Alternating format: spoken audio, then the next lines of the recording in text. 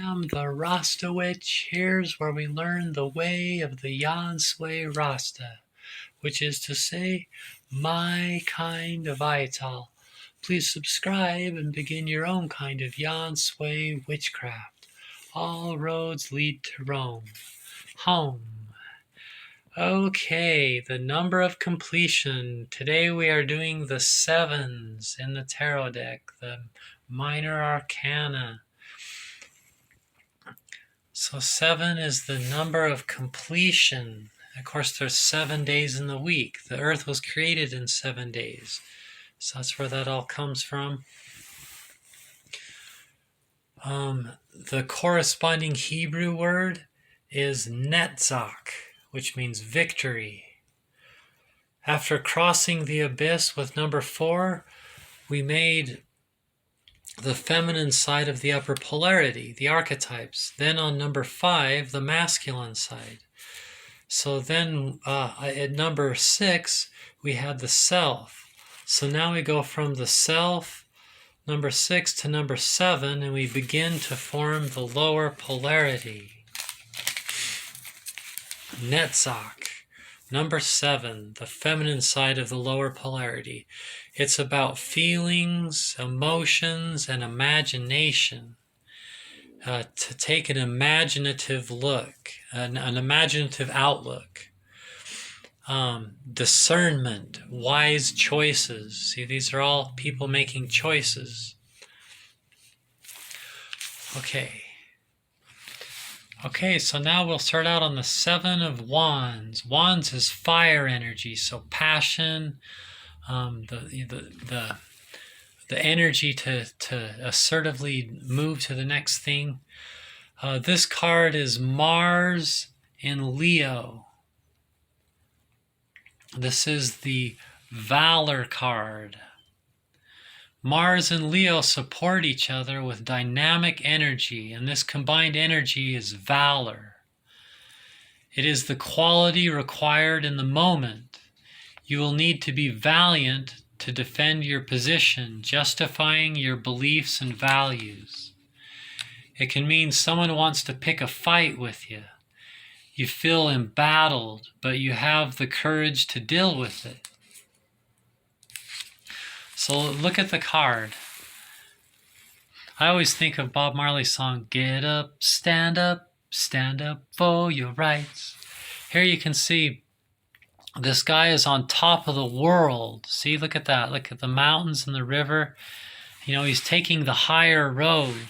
You know, and then look, he's got this kind of shoe there. He's got 2 different kinds of shoes on. So he is, he's not a conformist. He's thinking for himself. He's doing it his way, you know.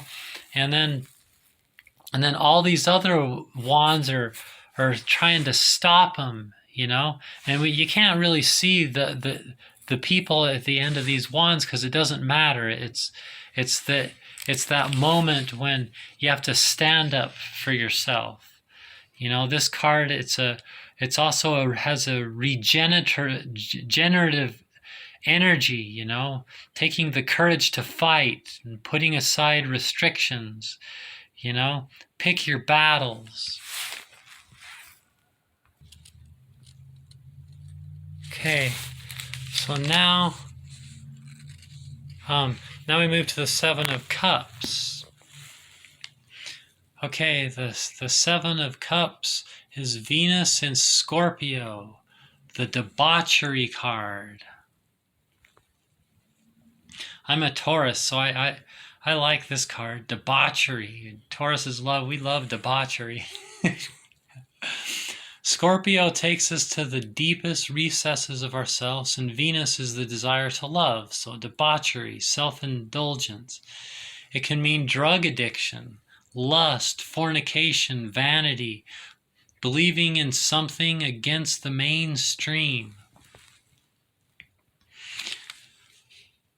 Thoughts create our reality. See, if you look at this card, here's this person looking like 7. Like I said, it's about discernment and it's a time to make a choice, you know.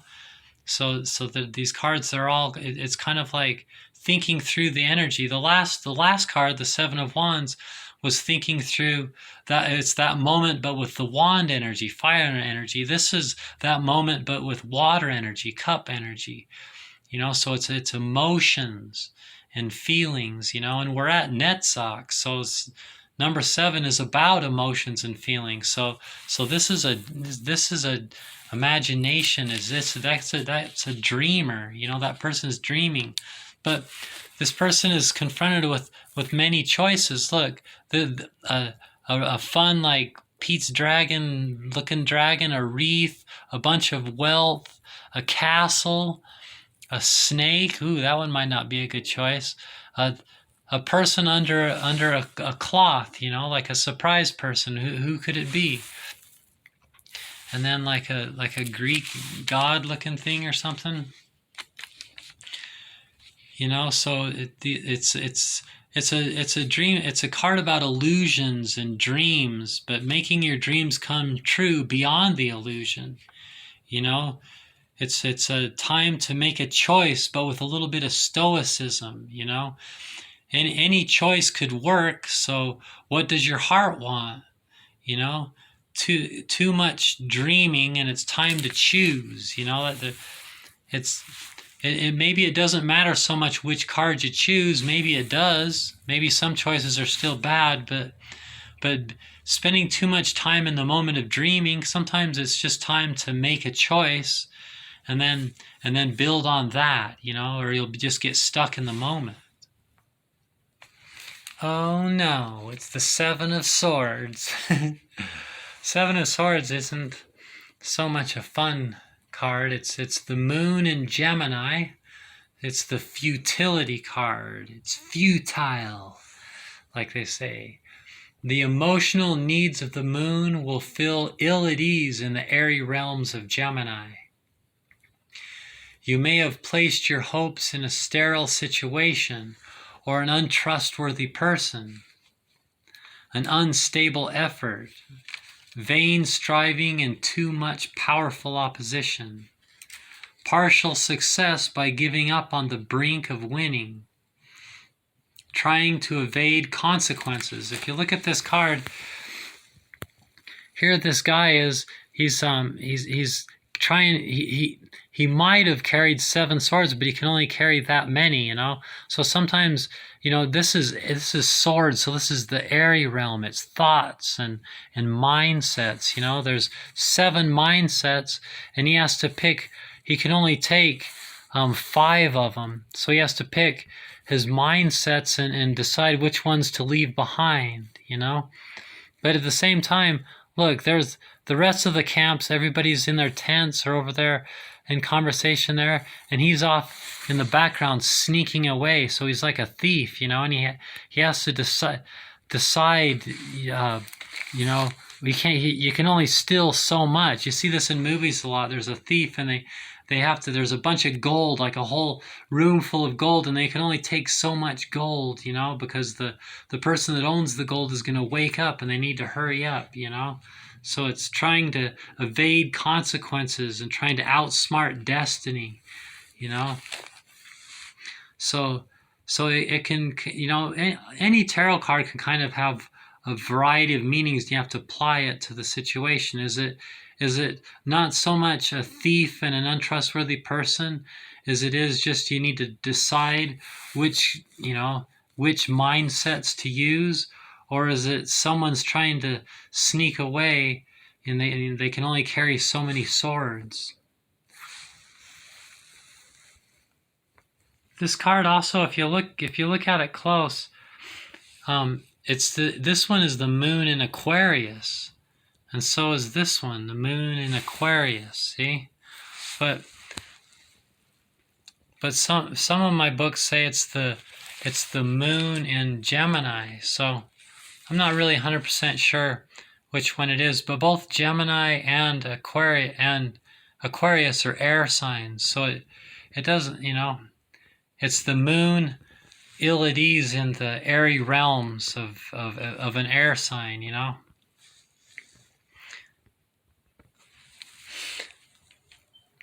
The card of failure, the Seven of Pentacles. But I actually like this one. This one there's a lot of different ways to look at this one here. This is Saturn and Taurus, the failure card. Taurus is the ability to be productive in a practical way. Saturn is the principle of limitations. So earthy success will be blighted. Throwing good money after bad, a transaction goes wrong, failure to secure desired results, structured development, maturation, a delay but growth. Time is needed, don't rush people or things. You know, if you look at this card, you know, and it's kind of got that in this one too. See, this woman is looking at the garden. Have you ever been in that moment where your garden, it started to grow and everything, but you're like, oh, let's see, now that the garden's growing, what should, you know, and if it involves two people, it's a very imaginative, you know, or at Netzach moment. You're like, oh, well, what we could do, it looks like not enough, that the water's going too much this direction and not making it to the plants at the end. Maybe if we cut this the little deeper, the more water will run this way or whatever, you know. So it's kind of that moment to kind of stop and look at it, you know. Time is needed. Don't rush people or things, you know. This rhubarb plant sitting there, and you know, he's holding his hoe there, trying to decide what the next moment is, you know. See, this card's got it here, you know. It's sometimes it's time to till the ground to encourage new growth, you know.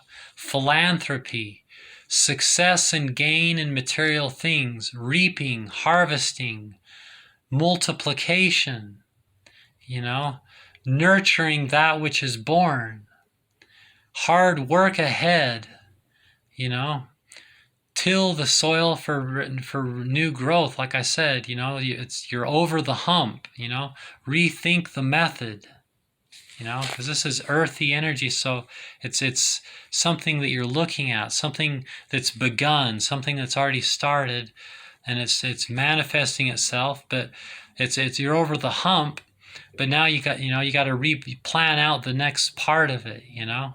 Time to rethink the method. Okay, and that was the sevens and the minor arcana. So next we will do the eights.